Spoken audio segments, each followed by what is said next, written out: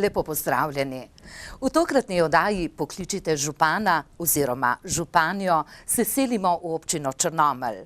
V studiu namreč gostimo tamkajšnjo županjo Mojco Čemas Stjepanovič. Lepo pozdravljeni. Dobro večer vam in pa gledalcem televizije Vaš kanal. V nocojšnji oddaji se bova dotaknili različnih tem, ki zaznamujejo vsakdanjik v črnomaljski občini, a predlagam, da začneva veselo, z martinovanjem, drugo največjo prireditvijo v črnomaljski občini, ker vem, da ste predsednica prireditvenega odbora, je na mestu vprašanje, je vse nared za pričetek dvodnevnega martinovanja, ki bo tudi letos pod ogrevanim šotorom na Majerju. Ja, vse je nared. Tudi tisto, kar je najpomembnejše, rdeča nit, se pravi vino, tudi ocenjevanja so že mimo, tako da vse je pripravljeno za vse tiste, kateri so se potrudili oziroma pridelali dobro vino in oddali vzorce, da bodo tudi nagrajeni in bodo tudi dobili te nagrade v petek oziroma v soboto. Se pravi, v petek srebrne in bronasta priznanja, v soboto zlata, vinar leta, šampioni in tako vse tisto, kar sledi, se pravi vrhunec bo v soboto. Vsekakor pa tudi v petek se začne prireditev in seveda vsi vabljeni. Kot smo slišali na novinarski konferenci, je bilo vzorcev kar veliko, manj izločenih kot lansko leto in na splošno kaže dober letnik letošnje ocenjevanje. Ja, vinogradniki sicer to nekoliko drugače gledajo, zaradi tega, ker tudi dejansko je bilo leto, bila je toča, takoj zgodaj, potem je bila tudi suša, je nekoliko manjši pridelek, vendar število vzorcev je tudi manjše, ampak ni to alarmantno, nekaj je bilo tudi izločenih, ampak to je po eni strani dobro, da ljudje dajo v ocenjevanje, ker tudi potem jim povedo, kaj je narobe s tem vinom in praviloma se tem vinom še vsem da tudi pomagati, tako da ni, bom rekla, nobena katastrofa.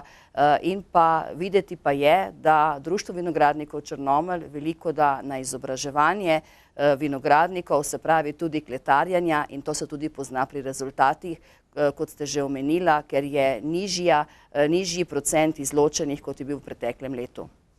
Seveda, vsa ta odlično nagrajena, odlično ocenjena vina bodo oba večera, petek in soboto, na razpolago, na pokušino, na martinovanju, ampak prireditev vsebuje še veliko pestrega, tako kulturnega kot zabavnega programa. Seveda, martinovanje je ne samo, bom rekla, pokušanje vin, ampak vse, kar sodi zraven. Tudi kulinarika, se pravi, možnost bo tudi zraven pojesti to, kar sodi k martinovanju, gos in pa vse pripadajoče priloge. Zraven bodo se predstavili tudi Društvo sadjarjev, Belokranjsko društvo sadjarjev, čebelarji, Društvo kmečkih žena, se pravi, da ponudba bo celovita. Poleg tega pa seveda bo tudi tekmovanje harmoniki in tudi tukaj, kot vsako leto, bo seveda nagrada harmonika za najboljšega harmonikarja, ker tudi opažamo, da je interes pri mladini, pri vseh generacijah dejansko za frajtonarco po domače povedano in seveda to tudi pritegne veliko obiskovalcev in tudi se vidi, da je kar nekaj nadarjenih za ta inštrument. Če pogledamo program, so bolj zgodnje, bi rekli, popoldanske ure, tako v petek kot soboto, namenjene kulturi, večerne pa zabavi. Ja. Druga največja prireditev, smo rekli, v črnomaljski občini, ki ima dolgo tradicijo. Ja, že kar 21 let. Martinovanje je druga največja prireditev, takoj z Jurjevanjem, ki bo pa imelo drugo leto 50 let, se pravi Abrahama. Martinovanje bo na Majerju, nekako smo bili navajeni dolgo časa v Jurjevanjski dragi, lani prvič je bilo na Majerju in pokazalo se je kot dobro. Ja, pokazalo se je kot dobro, kot glavni organizator Društvo vinogradnikov, seveda kateremu pri soorganiziranju pomaga RIC Bela krajina in pa Javni sklad za kulturne dejavnosti. območna enota Črnomelj. Izkušnje iz preteklega leta so pokazale, da je lokacija dobra, gre tudi za večjo možnost parkiranja, ne nazadnje tudi asfalt, v primeru dežja ni blata in pa ogrevan šotor, tako da je lokacija za martinovanje po ocenah vseh, bom rekla, bolj primerna kot Jurjevanska Draga. Vsekakor bo na martinovanju, tako kot se to spodobi, veselo in pestro, zagotovo oba dva dneva, oba večera, petek in soboto, in verjetno tam ne bo nihče razmišljal o vsakdanjih težavah, problemov, te je pa kar nekaj tudi v črnomaljski občini. Pa preden se preseliva na drugo temo, drugo področje, naj povabim vas, dragi gledalke in gledalci, če želite karkoli povprašati županjo občine Črnomelj, Mojco Čema Stjepanovič, zavrtite našo telefonsko številko 080 34 56 in naj poudarim brezplačno telefonsko številko, torej tudi telefonskih impulzov ne boste plačali in se nam pridružite z vašimi vprašanji. Morda se preseliva k Belokranjskemu vodovodu. Projekt, ki že nekaj časa rečemo največji projekt v Beli krajini, vseh treh belokranjskih občinah. Velik del tega projekta pa se izvaja prav na območju črnomaljske občine. Teče po načrtih, kaj se dogaja?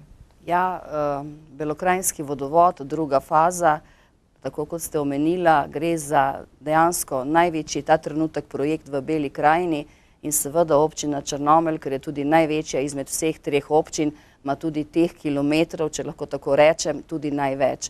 V občini Črnomelj naj bi se v prvem delu tega Belokranjskega vodovoda izvedlo 62 kilometrov cevovodov, plus zraven pripadajoči vodohrami, črpalnice in vse tisto, kar sledi, vsi objekti, da lahko voda normalno priteče. Vsekakor si pa belokranjske občine prizadevamo za celovitost tega Belokranjskega vodovoda, kar pomeni poleg teh 62 km še 22 km, tako da bi nekako za izgradnjo tega vodovodnega sistema pokrili občino Črnomelj, bom rekla, blizu 100%, to pa nekje do konec leta 2014. Ali teče vse po planu ali ne, je izredno težko reči, oziroma rajši bi, da gre hitrejše. Vse ustavljamo pri lastniških problemih in ob tej priliki bi res prosila vse, po katerih parcelah teče Belokranjski vodovod, se pravi cevovodi, tako novi cevovodi, kot tam, ko gre za zamenjavo salonitnih cevi, ker mislim, da se moramo zavedati, da je potrebna zamenjava teh cevi, ne samo zaradi izgub, ko nekateri tako rečejo, ampak predvsem zaradi zdravja. Vemo, kaj pomeni salonitka, vemo, da je to zdravju škodljivo in zdaj to zamenjavo pač upravljamo, delamo zamenjavo teh salonitnih cevi in pa seveda tudi naletimo na probleme.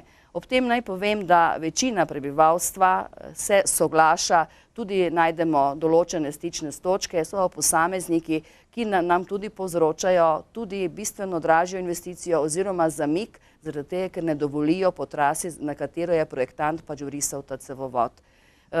Glede na to, da je ta vodovod na črnomaljskem delu izredno obsežen, imamo kar mi razdeljenega kar bom rekla, v 5 etap, s tem, da naj povem, da s to celovitostjo pa naj bi zaokrožili tudi vodovod, kar se tiče Botoraja, Zapudja, tudi Vadlišiči, Velika in Mala sela in pa primarni vodovod, višinski del še za Vinsko cesto in pa te zadeve, da bi ljudje le imeli primarni vodovod, se pravi sekundarni, potem pa še pridejo.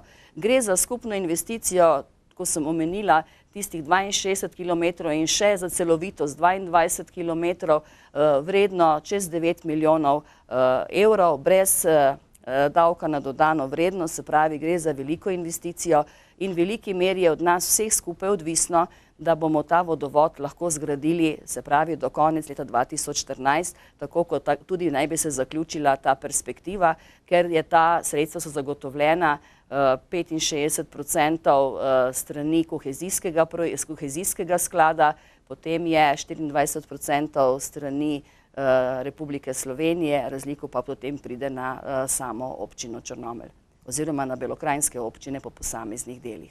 Sedaj se nekako gradi in končuje ta višinski vodovod. Vinica naj bi prihodnje leto končno dobila zdravo pitno vodo. Velik zalogaj bo pa ta del skozi Kočevje, če temu rečemo tako. Ja, res je. Največji zalogaj dejansko, ker je to tudi del najdaljše trase teh območij, gre za 22 kilometrov. In na relaciji Grič, Dobliče, Jerneja vas, Kanižarica, Črnomelj, vzporedno se bo v delu Kočevja gradila še kanalizacija, gre res za najzahtevnejši projekt, ker kanalizacija so sredstva občinska, vodovod gre iz kohezije in da bi to s čim manjšimi stroški naredili in pa seveda čim manjkrat prekopavali parcele, bo šlo to vzporedno in takrat bo tudi polovična zapora regionalke, se pravi od Kočevja do Črnomlja. Predvidoma v naslednjem letu. No, če pa že govorimo o cesti, že veliko krat v minulih oddajah smo govorili in verjetno še bomo, preden bo zgrajena tako imenovana druga etapa črnomaljske obvoznice, se kaj premika, bo stekla gradnja od Sekopa proti Kanižarici prihodnje leto? Jaz srčno upam, kar se tiče same izgradnje oziroma aktivnosti nalog, ki jih je imela občina Črnomelj za realizacijo tega projekta, so bile že realizirane lani novembra meseca. Vmes še vedno ni prišlo dokončno do rešitve lastniških problemov. Jaz upam, da bomo v to jesen to tudi rešili, da razpisna dokumentacija bo pripravljena in da bo šel razpis že konec leta, najkasneje v začetku naslednjega leta ven in seveda s tem tudi gradnja, začetek gradnje v letu 2013. Upajmo, ker ta obvoznica, vemo, da je rešitev za samo mestno jedro, ker dejansko tovornjaki, ki vozijo v poslovno cono Triska Kanižarica in naprej proti Vinici, tudi tam imamo manjšo poslovno cono, dejansko to na dolgi rok več ne gre, tudi zaradi samega mestnega jedra, zaradi ozke ulice, ne nazadnje tudi zaradi gostote prometa. Pomembno pa je, da sredstva so zagotovljena. Ja, sredstva za obvoznico, drugo etapo od Sekopa proti Vinici, se pravi proti Kanižarici, so zagotovljena. Omenili ste mestno jedro, kjer je res problem velikih kamionov, ampak v mestnem jedru je vedno problem tudi parkiranja. V zadnjih dneh je pa ta problem nekoliko drugačen. Sedaj je videti prostih parkirnih mest, ljudje se pa razburjajo, kajti postavljeni so parkomati. Ja, jaz sem to že ko sem bila v obisku v junija meseca pri vas, sem omenila, da bo v jesenskih mesecih, da bosta postavljena 2 parkomata. Tudi tako je. 2 parkomata sta zaradi tega, da ne povzročamo večje nevarnosti glede prehoda regionalne ceste, s tem tudi večja možnost nesreč. In pokazalo se je to, da zdaj so parkirna mesta in tudi do mene je prišlo pač, da kaj je to Črnomlju treba.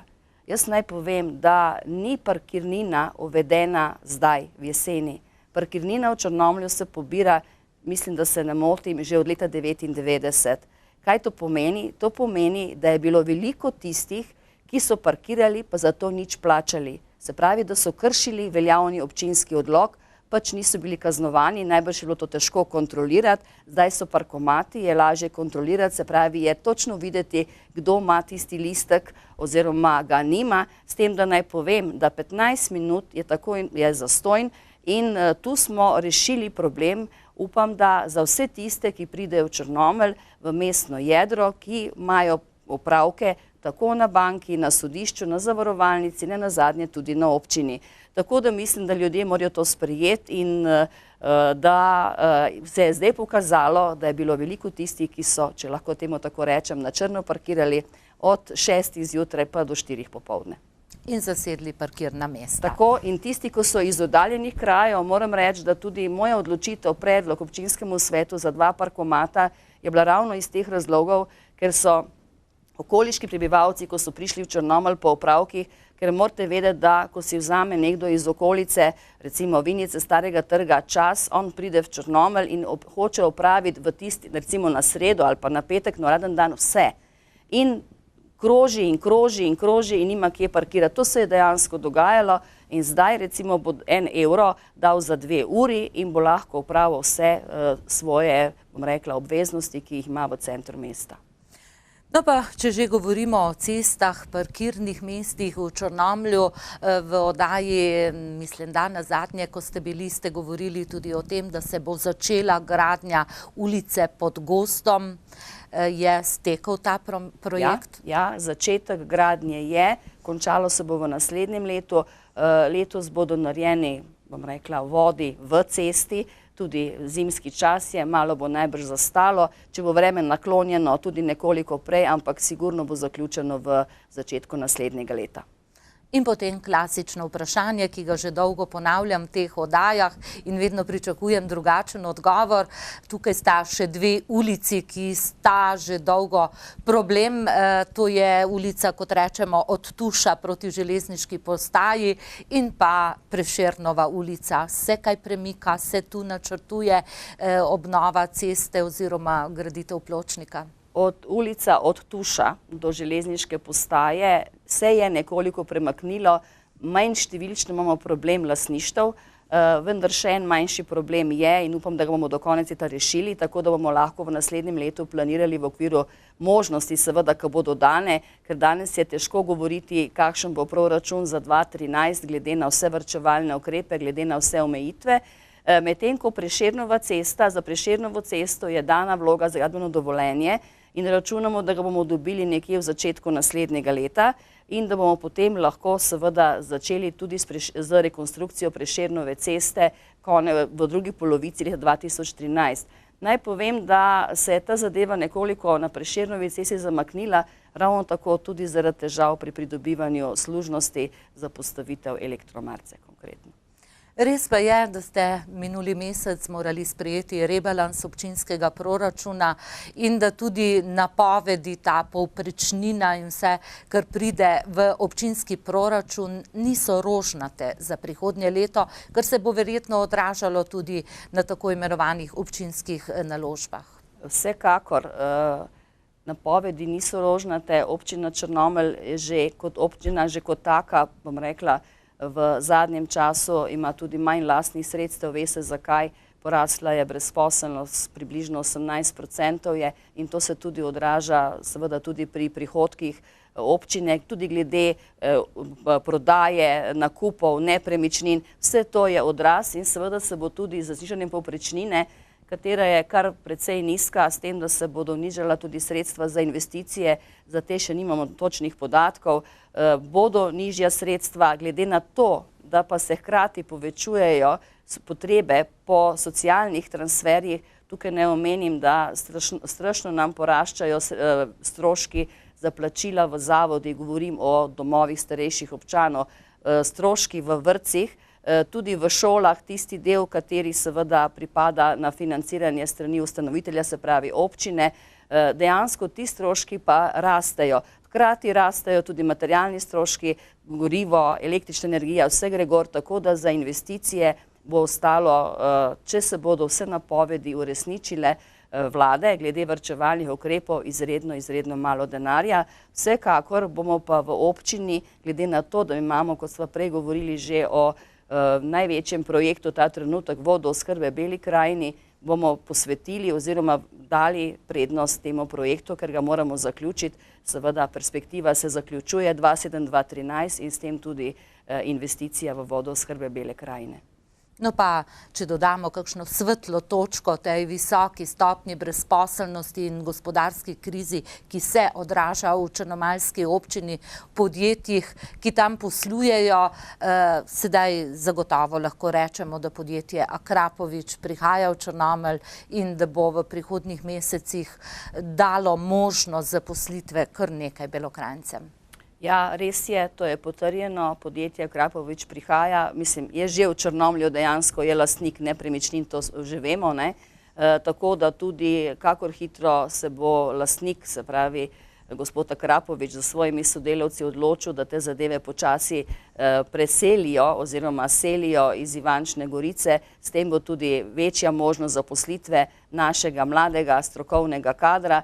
S tem pa, da moram povedati, da že kar nekaj Črnomaljcev oziroma Belokranjcev dela v Ivančni Gorici, tako da to je zelo dobra novica. Seveda moram pa tudi povedati, da tudi podjetje Polikom, ki že posluje v bivših, bom rekla, v prostori bivšega Danfosa, tudi zaposluje, tudi imajo razpise, tako da možnosti se odpirajo. Seveda ni tako, kot bi mi radi, ampak se odpirajo. No, nekdo čaka na telefonski zvezi, upam, da ni obupal, glede na to, da je brezplačna. Dobro večer. Kdo je z nami? Dobro večer želim. Halo? Ja, poslušamo vas, izvolite. Dobro večer, tlele pa meščan iz Kanižerca. Imam samo eno vprašanje za gospo Mojco. Zdaj se dela tale kanalizacija v Kanižerici, gor v romskem naselju. In me zanima za pločnike in tole javno razsvetljavo. Hvala lepa. Hvala vam. Hvala za vprašanje. Zdaj, če sem prav razumela, to predvidevam, ker ni bilo jasno opredeljeno pločnik in javna razsvetljava. Mislim, da je gledalec mislil na pločnik od vstopa v poslovno cono 3 Kanižerica pa naprej proti romskemu naselju. Naj povem, da projektna dokumentacija, tukaj naletimo na problem, ker gre za regionalno cesto in seveda mora biti vse v skladu z državnimi usmeritvami regionalna cesta, ravno tako kot smo delali tudi dokumentacijo za Črnomelj-Lokve. To planirano projektiranje te dokumentacije, vkolikor seveda bomo dosegli soglasje z direkcijo za ceste, je planirano za konec 2013, začetku 2014. Kdaj bo prišlo pa do investicije, pa težko rečem, ker je povezano to vse z državo. Država pa slišimo, kako zmanjšuje naložbe. Ja, če samo tukaj povem, da že lansko leto smo imeli narejen projekt in recenzijo projekta Črnomelj-Lokve. Vreden projekt je, govorim za ta projekt, 1 700 000 evrov, vendar ravno zaradi tega, ker država tega ni dala v svoj proračun, teh zadev pač ne moramo iti v izvedbo oziroma država mora dati razpis. Kako pa je na drugih državnih oziroma lokalnih cestah v občini? Se kaj gradi, mnoge so potrebne? Ja, zdaj glede državne ceste smo uspeli, da se nadaljuje gradnja državne ceste Špeharji-Redenci, to je približno 2 kilometra. Upajmo, da bo tudi to realizirano v začetku naslednjega leta, mogoče že letos, če bo vreme pač naklonjeno, ker vemo, da za asfalt je potrebna določena temperatura. Kar se tiče pa lokalnih cest, pa moram povedati, da je narejenih kar nekaj krajevnih poti v sodelovanju s prebivalci. Tam, ko so ljudje prispevali, bodi si z delom, bodi si z materialom, in tudi naredili določena pripravljalna dela, so tudi zadeve realizirane. To je recimo krajevna pot v Tušev dol, potem smo preplastili tudi most v Zorencih, dela se, zdaj asfaltira se v Novi Lipi. Imamo pa tudi pot, ki naj bi bila asfaltirana, ker so veliko ljudje vložili lastnega dela in pa tudi denarja. Gre za en odcep v Rodinah, vendar zaradi tega, ker je ta pot namenjena, po tej poti bo šla trasa vodovoda, nekakor smo se odločili, da v to cesto ne gremo na to cesto z asfaltom, ampak prej vodovod, potem pa asfalt. Tako da tudi tukaj v tem delu so ljudje veliko prispevali, vendar žal boljše je počakati, kot da bi nove asfalt takoj razbijali. Tako da tam, ko ljudje so pripravljeni vlagati, tudi občina priskoči na pomoč, glede na čase, kakršni so in večno pomankanje, bom rekla, evrov, denarja, je tam tudi večja priložnost oziroma hitrejše se odvija. Poleg tega, pozabila sem povedati, gre še za javno pot na Tanči gori in pač par manjših zadev, ki se tudi realizirajo. Vsekakor pa ni to v takem obsegu, kot bi si mi vsi skupaj želeli. Žal ne. Manjše zadeve, vendar pomembne za krajane tam živeče. Seveda, za krajane tam živeče in za vse tiste, ki pridemo ali pridejo tam.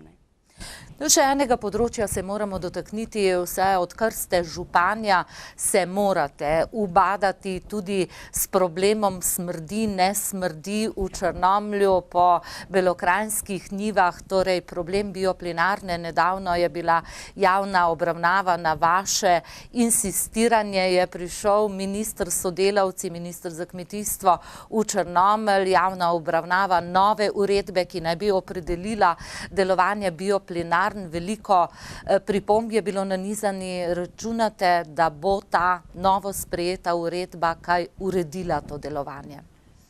Zdaj, če sem čisto odkrita, mi smo seveda to vztrajali, tudi minister je to obljubil že pred dopusti, vendar je prišlo do realizacije pač nedavno nazaj.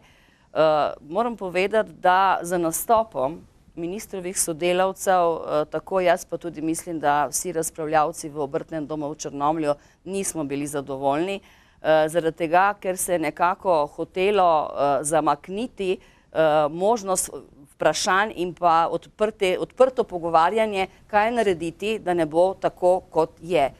Dejstvo je, da uredbo je treba spremeniti, tega se vsi zavedamo. Nikakor pa, oziroma težko pa pristajamo na zadevo, da so te mejne vrednosti višje, kot so bile, s tem, da vemo, da to škoduje zdravju. In tudi iz tiste razprave, iz razprave iz predstavitve sodelavcev, se je pač pokazalo, da se je upoštevalo samo določene države, kot da se je nekaj vleklo, bom rekla, kako komu paše. Ne pa, da bi se upoštevalo države, ki imajo približno takšno konstrukcijo tav, če lahko temu rečem, kot je recimo belokranjsko območje. Ker poanta vsega tega je, da smo Črnomaljci oziroma Belokranjci želeli, da se upošteva kraško površina in iz naslova tega tudi upošteva, kaj je tisto, kar je še dopustno, bom rekla, glede kovin in vsega, da gre v našo zemljo oziroma tudi ne nazadnje smrad. Tako da moram povedati, da v roku je občina Črnomelj podala pripombe, se pravi, to je bilo v ponedeljek, smo jih podali, prav tako je tudi civilna iniciativa podala pripombe na samo uredbo in jaz upam, da bo prevladal razum, da se to upošteva, da se še enkrat prouči, če se je toliko časa čakalo s to uredbo, se lahko še 3 mesece se prouči in se naredi tako, kot mora biti, se pravi s ciljem ne škodovati zdravju ljudi, tako strani težkih kovin, kot tudi smrada. Res pa je, da trenutno vsaj ne smrdi tako močno, kot smo bili tega tudi navajeni, in neuradno je slišati, da se kažejo neke nove rešitve, ki upam, da bodo ugodne za Belo krajino. Tudi jaz upam, da bo ugodno tako za vse skupaj, tako predvsem za ljudi, ne nazadnje pa tudi za lastnika bioplinske postaje. Za konec moram se dotakniti še enega področja. Vem, v letošnjem poletju, tam nekje ste bili zelo razočarani, računali ste s prijavo na razpis za nove projekte, niste uspeli, pa kljub vsemu nekaj se, razen vsega, kar sva govorili, še dela in gradi, recimo večnamenski dom na Vinici. Ja, eden izmed teh razpisov, na katere smo se prijavili, kljub temu, da je bilo z veliko zamudo, smo dobili sklep, ki je pozitivno bilo rešen, je bila pač investicija strani ukrepa 322, gre za razvoj in obnovo vasi oziroma podeželja, je večnamenski dom na Vinici, kateri se zaključuje. Upajmo, da bomo še v letošnjem letu imeli uporabno dovoljenje in da bo ta večnamenski dom služil Viničanom oziroma vsem tistim, ki ga bodo uporabljali, krajevni skupnosti, vsem društvom, ki na Vinici ni malo, in seveda, da bo Vinica s tem pridobila kar prostor za druženje, za kulturne in športne dejavnosti. Res pa je, da smo pa ravno za viniški del, za obmejni del, za tik ob meji, nismo uspeli z 2 projekti. Gre za ureditev jedra Učakovcev in pa Vukovcev. Zanimivo je nekaj, da je za oba projekta zmanjkala samo 1 točka.